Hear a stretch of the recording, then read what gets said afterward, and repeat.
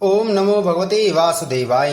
नमस्कार दोस्तों, स्वागत है आप सभी का हमारे चैनल भक्ति ज्ञान में। दोस्तों, आज मैं आपको बृहस्पतिवार की व्रत कथा सुना रहा हूँ। प्राचीन समय की बात है। भारत में एक राजा राज्य करता था। वह बड़ा प्रतापी तथा दानी था। वह नित्य प्रति मंदिर में भगवत दर्शन करने को जाता था। वह ब्राह्मण और गुरु की सेवा किया करता था। उसके द्वार से कोई भी याचक निराश होकर नहीं लौटता था। वह प्रत्येक गुरुवार को व्रत रखता एवं पूजन करता था। हर दिन गरीबों की सहायता करता था। परंतु यह सब बातें उसकी रानी को अच्छी नहीं लगती थीं। वह न व्रत करती और न किसी को एक भी पैसा दान में देती थी। वह राजा से भी ऐसा करने को मना किया करती थी। एक समय की बात है कि राजा शिकार खेलने वन को चले गए। घर पर रानी और दासी थी। उस समय गुरु बृहस्पति साधु का रूप धारण कर राजा के दरवाजे पर भिक्षा मांगने आए। साधु ने रानी से भिक्षा मांगी तो वह कहने लगी, हे साधु महाराज, मैं इस दान और पुण्य से तंग आ गई हूँ। इस कार्य के लिए तो मेरे पतिदेव विवाहित हैं। अब आप ऐसी कृपा करें कि सारा धन नष्ट हो जाए तथा मैं आराम से रह सकूं। साधु रूपी बृहस्पति देव ने कहा, हे देवी, तुम बड़ी विचित्र हो। संतान और धन से कोई दुखी नहीं होता है, इसको सभी चाहते हैं। पापी भी पुत्र और धन की इच्छा करता है। अगर तुम्हारे पास धन अधिक है तो तुम भूखे मनुष्यों को भोजन कराओ, प्याऊ लगवाओ, ब्राह्मणों को दान दो, धर्मशाला बनवाओ, कुआं, तालाब, बावड़ी, बाग बगीचे आदि का निर्माण कराओ तथा निर्धनों की कुंवारी कन्याओं का विवाह कराओ। साथ यज्ञ आदि करो। इस प्रकार के कर्मों से आपके कुल का और आपका नाम परलोक में भी सार्थक होगा एवं तुम्हें भी स्वर्ग की प्राप्ति होगी। परंतु रानी साधु की इन बातों से खुश नहीं हुई। उसने कहा, हे साधु महाराज, मुझे ऐसे धन की आवश्यकता नहीं जिसको मैं अन्य लोगों को दान देती फिरूं तथा जिसको रखने और संभालने में ही मेरा सारा समय नष्ट हो जाए। साधु ने कही, हे देवी, यदि तुम्हारी ऐसी ही इच्छा है तो जैसा मैं तुम्हें बताता हूँ तुम वैसा ही करना। बृहस्पतिवार के दिन घर आंगन को गोबर से लीपना, अपने केसों को पीली मिट्टी से धोना, केसों को धोते समय स्नान करना, राजा से कहना वह हजामत करवाए, भोजन में मांस मदिरा खाना, कपड़े धोबी के यहाँ धुलने देना। इस प्रकार 7 बृहस्पतिवार करने से तुम्हारा सारा धन नष्ट हो जाएगा। यह कहकर साधु महाराज रूपी बृहस्पति देव अंतर्ध्यान हो गए। रानी ने साधु के कहने के अनुसार 7 बृहस्पतिवार तक वैसा ही करने का विचार किया। साधु के बताए अनुसार कार्य करते हुए केवल 3 बृहस्पतिवार ही बीते थे कि उसकी समस्त धन संपत्ति नष्ट हो गई। भोजन के लिए दोनों समय परिवार तरसने लगा तथा संसारिक भोगों से दुखी रहने लगा। तब राजा रानी से कहने लगा कि हे रानी, तुम यहाँ पर रहो, मैं दूसरे देश को जाता हूँ, क्योंकि यहाँ पर मुझे सभी मनुष्य जानते हैं, इसलिए मैं यहाँ कोई कार्य नहीं कर सकता। मैं अब परदेश जा रहा हूँ, वहाँ कोई काम धंधा करूंगा, शायद हमारे भाग बदल जाएं। ऐसा कहकर राजा परदेश चला गया। वह वहाँ जंगल से लकड़ी काट कर लाता और शहर में बेचता। इस तरह जीवन व्यतीत करने लगा। इधर राजा के बिना रानी और दासियां दुखी रहने लगी। किसी दिन भोजन मिलता और किसी दिन जल पीकर ही रह जाती। एक समय रानी और दासियों को 7 दिन बिना भोजन के व्यतीत करने पड़े। तो रानी ने अपनी दासी से कहा, हे दासी, यहाँ पास ही के नगर में मेरी बहन रहती है, वह बड़ी धनवान है। तू उसके पास जा और वहां से 5 सेर बेजर मांग कर के ले आ, जिससे कुछ समय के लिए गुजर हो जाएगा। दासी रानी की बहन के पास गई। रानी की बहन उस समय पूजा कर रही थी। बृहस्पतिवार का दिन था। दासी ने रानी की बहन से कहा, हे रानी, मुझे आपकी बहन ने भेजा है, मुझे 5 सेर बेजर दे दो। दासी ने यह बात अनेक बार कही, परंतु रानी की बहन ने कोई उत्तर नहीं दिया, क्योंकि वह उस समय बृहस्पतिवार की कथा सुन रही थी। जब दासी को रानी की बहन से कोई उत्तर नहीं मिला तो वह बहुत दुखी हुई। उसे क्रोध भी आया। वह लौटकर रानी से बोली, हे रानी, आपकी बहन बहुत ही घमंडी है, वह छोटे लोगों से बात भी नहीं करती। मैंने उससे कहा तो उसने कोई उत्तर नहीं दिया, मैं वापस चली आई। रानी बोली, देखो दासी, इसमें उसका कोई दोष नहीं है। जब बुरे दिन आते हैं तब कोई सहारा नहीं देता। अच्छे बुरे का पता विपत्ति में ही लगता है। जो ईश्वर की इच्छा होगी वही होगा। यह सब हमारे भाग्य का दोष है। उधर रानी की बहन ने सोचा कि मेरी बहन की दासी आई थी, परंतु मैं उससे नहीं बोली, इससे वह बहुत दुखी हुई होगी। अतः कथा सुन और विष्णु भगवान का पूजन समाप्त कर वह अपनी बहन के घर आई और कहने लगी, हे बहन, मैं बृहस्पतिवार का व्रत कर रही थी। तुम्हारी दासी हमारे घर गई थी, परंतु जब तक कथा होती है तब तक हम लोग न उठते ही न बोलते ही, इसलिए मैं नहीं बोली। कहो दासी क्यों गई थी? रानी बोली, बहन, हमारे घर अनाज नहीं था। वैसे तुमसे कोई बात छिपी नहीं है, इस कारण मैंने दासी को तुम्हारे पास 5 सेर बेजन लेने के लिए भेजा था। रानी की बहन बोली, बहन देखो, बृहस्पति भगवान सबकी मनोकामना पूर्ण करते हैं। देखो शायद तुम्हारे घर में ही अनाज रखा हो। यह सुनकर दासी घर के अंदर गई तो वहां उसे एक बड़ा घड़ा बेजर का भरा मिल गया। उसे बड़ी हैरानी हुई, क्योंकि उसने एक एक बर्तन देख लिया था। उसने बाहर आकर रानी को बताया। दासी अपनी रानी से कहने लगी, हे रानी देखो, वैसे हमको जब अन्न नहीं मिलता तो हम रोज ही व्रत करते हैं। अगर इनसे व्रत की विधि और कथा पूछ ली जाए तो उसे हम भी कर लिया करेंगे। दासी के कहने पर रानी ने अपनी बहन से बृहस्पतिवार व्रत के बारे में पूछा। उसकी बहन ने बताया, देखो रानी बहन, बृहस्पतिवार को सूर्योदय से पूर्व उठकर स्नान करके बृहस्पतिवार का व्रत करना चाहिए, लेकिन उस दिन सिर नहीं धोना चाहिए। बृहस्पतिवार के व्रत में चने की दाल और मुनक्कों से विष्णु भगवान का केले के वृक्ष की जड़ में पूजन करें तथा दीपक जलावें। उस दिन एक ही समय भोजन करें। भोजन पीले खाद्य पदार्थ का करें तथा कथा सुने। इस प्रकार करने से गुरु भगवान प्रसन्न होते हैं, अन्न पुत्र धन देते हैं, मनोकामना पूर्ण करते हैं। इस तरह व्रत और पूजन की विधि बताकर रानी की बहन अपने घर लौट गई।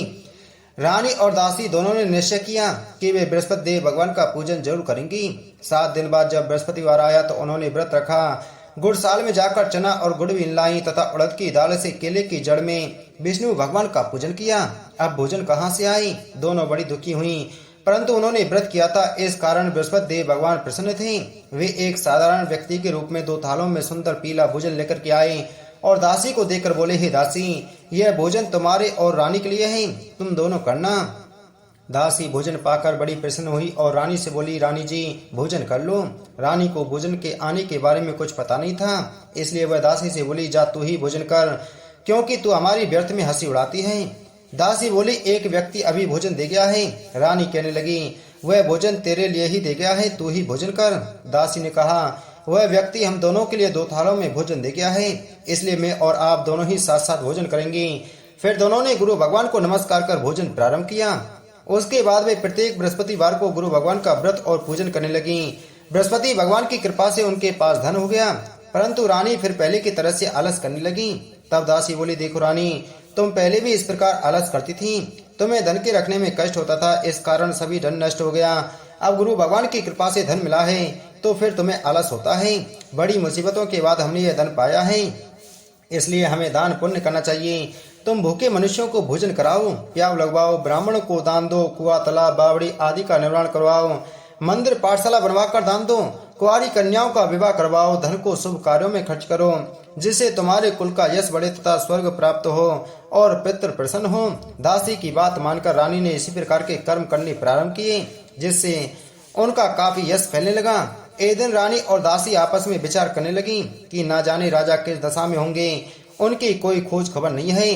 गुरु भगवान से उन्होंने प्रार्थना की और भगवान ने रात्रि में राजा को स्वप्न में कहा, हे राजा उठ, तेरी रानी तुझको याद करती है, अब अपने देश को लौट जा।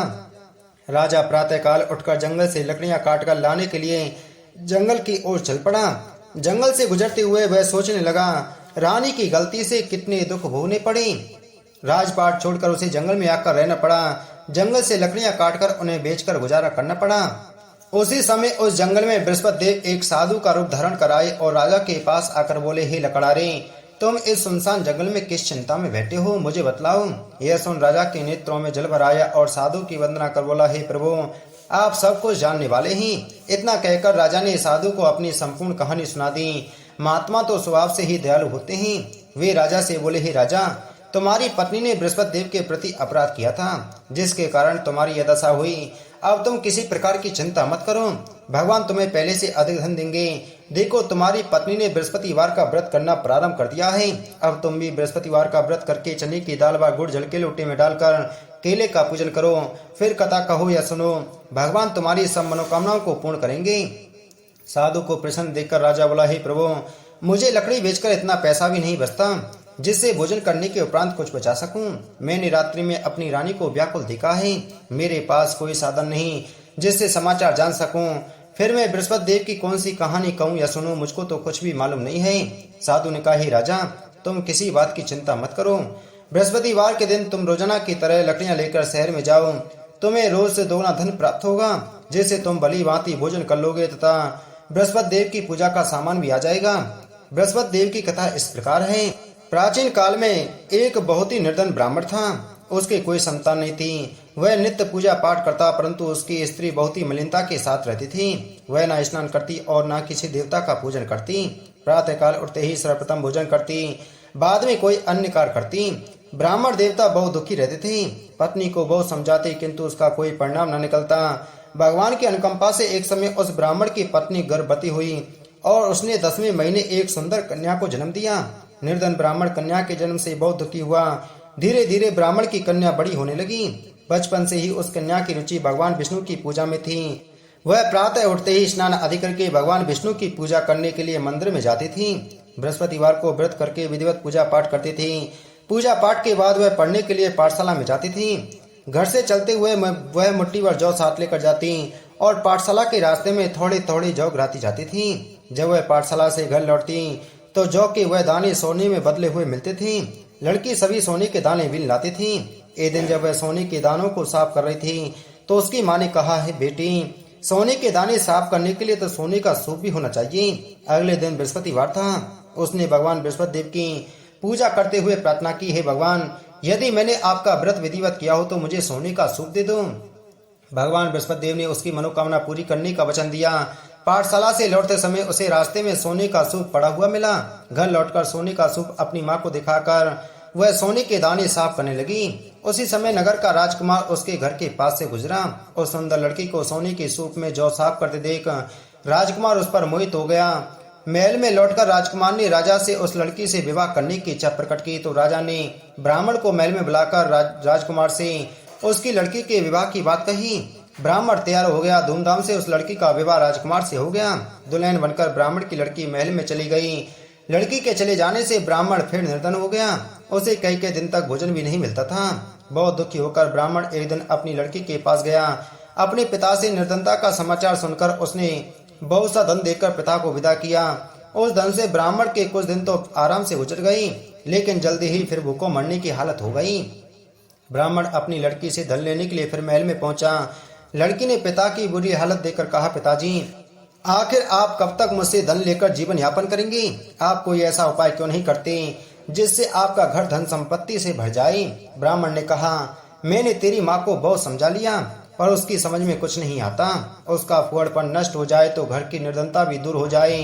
तब कुछ सोचकर लड़की ने पिता से कहा, पिताजी, आप कुछ दिनों के लिए माँ को मेरे पास छोड़ जाओ। ब्राह्मण अपनी पत्नी को लड़की के पास महल में छोड़ आया।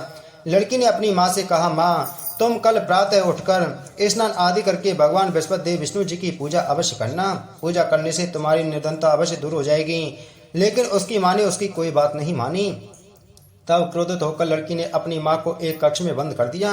सूर्योदय के समय माँ को उठाकर जबरदस्ती उसे स्नान कराया और फिर मंदिर में ले जाकर भगवान बृहस्पति देव की पूजा कराई। कुछ दिनों तक ऐसा करने से माँ की बुद्धि में परिवर्तन हुआ और वह स्वयं बृहस्पतिवार का व्रत रखने लगी। उसके व्रत रखने से ब्राह्मण के घर में भी भगवान विष्णु की अनुकंपा से धन की वर्षा होने लगी। दोनों पति पत्नी धन संपत्ति पाकर आनंद पूर्वक जीवन यापन करते हुए विष्णु धाम को चले गए। लकड़ारा बने राजा ने उन साधु से भगवान बृहस्पति देव की यह कथा सुनकर बृहस्पतिवार का व्रत करके भगवान विष्णु की पूजा की। उस दिन से उसके सभी कलेश दूर हो गए। लेकिन अगले बृहस्पतिवार को कामकाज में अधिक व्यस्त रहने के कारण उसने भगवान बृहस्पति देव का व्रत नहीं किया। भगवान बृहस्पति देव लकड़ारे से क्रोधित हो गए और उसे भूल की सजा दी। उस दिन राजा ने नगर में घोषणा करके सबको सूचित किया, प्रत्येक नागरिक मेरे महल में भोजन करने आए। जो नहीं आएगा उसे अपराधी मानकर भारी दंड दिया जाएगा। लकड़ारा बने राजा ने उस नगर के राजा की घोषणा तो सुनी, लेकिन जंगल से लकड़ी काटकर लाने और उन्हें बेचने में देर हो जाने के कारण वह समय पर महल में भोजन करने नहीं जा सका। अतः राजा के सैनिक लकड़ारे को पकड़कर महल में ले गए। राजा ने उसे महल के एक कक्ष में बैठाकर भोजन कराया। उस कक्ष में एक खूंटी पर रानी का सोने का हार लटका हुआ था।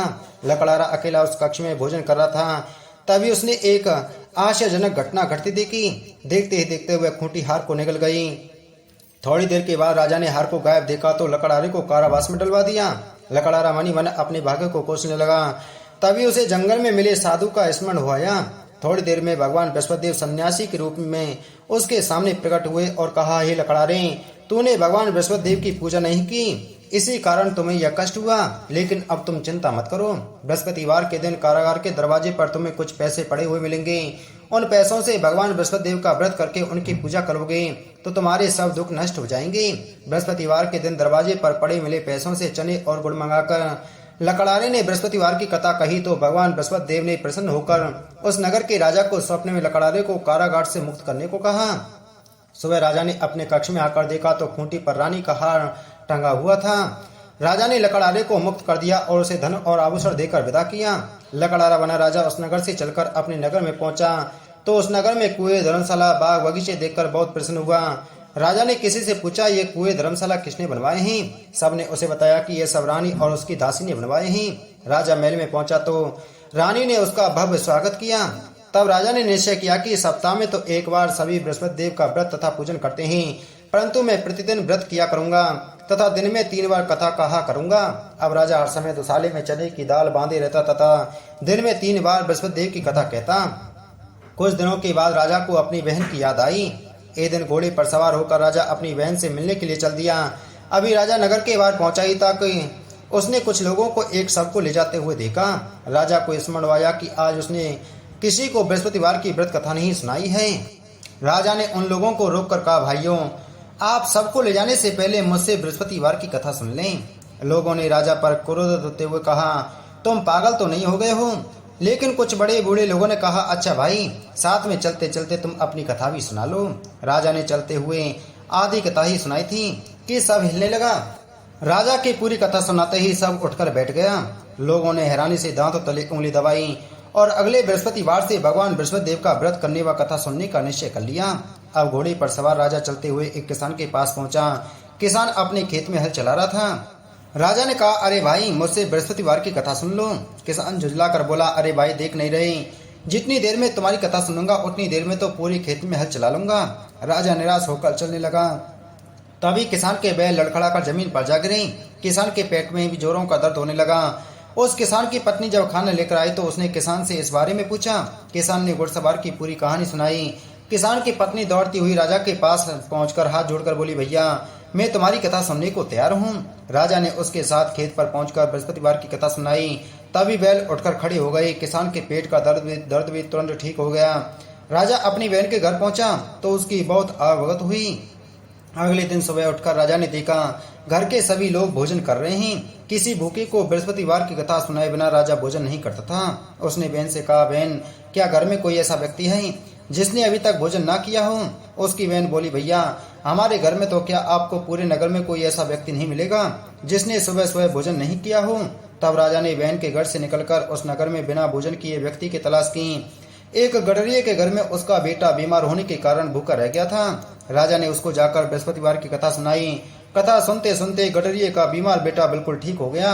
सबने राजा की बहुत प्रशंसा की। एक दिन राजा ने अपनी बहन से कहा, बहन, अब हम अपने घर जाना चाहते हैं, तुम भी हमारे साथ चलो, कुछ दिन वहां रहकर लौट आना। राजा की बहन ने अपनी सास से पूछा तो सास ने ताने देते हुए कहा, बहू, मायके जाना तो अकेले जाना, मेरे पोतों को नहीं ले जाना। तुम्हारे भाई की कोई संतान नहीं है, कहीं तुम्हारी भाभी मेरे पोतों पर कोई जादू टोना ना कर दे। दूसरे कक्ष में बहन की सास की बातें सुनकर राजा दुखी मन से अकेला ही अपने नगर को लौट गया। रानी ने राजा से कहा, आप तो अपनी बहन को साथ लाने की बात कहकर गए थे, फिर बहन को साथ क्यों नहीं लाई? तब राजा ने दुखी होते हुए कहा, रानी, हम निसंतान हैं, इसलिए कोई हमारे घर आना पसंद नहीं करता है। रानी ने राजा को समझाया, हे प्राणनाथ, हमें बृहस्पति देव ने सब कुछ दिया है, अब भगवान बृहस्पति देव हमें संतान भी अवश्य देंगे। बृहस्पतिवार को विधिवत व्रत करते हुए राजा रानी ने भगवान बृहस्पति देव से संतान के लिए प्रार्थना की। कुछ दिनों के बाद उन्होंने स्वप्न में दर्शन देते हुए कहा, हे राजन, तेरी मनोकामना अवश्य पूरी होगी। 1 सप्ताह बाद ही रानी गर्भवती हो गई। 10वें महीने रानी ने एक सुंदर पुत्र को जन्म दिया। राजा रानी जीवन पर्यंत बृहस्पतिवार का व्रत करते रहे। उनके घर में धन की वर्षा होती रही। इस तरह आनंद पूर्वक जीवन यापन करते हुए राजा रानी भगवान बृहस्पति देव की अनुकंपा से मोक्ष को प्राप्त करके सीधे वैकुंठ धाम को चले गई। बृहस्पतिवार को विधिवत व्रत करके जो स्त्री पुरुष भगवान विष्णु जी की पूजा करते हैं, भगवान उनकी सभी मनोकामनाएं पूरी करते हैं। इति श्री बृहस्पतिवार व्रत कथा संपूर्णम। बोलो बृहस्पति देव भगवान की जय। बोलो विष्णु भगवान की जय।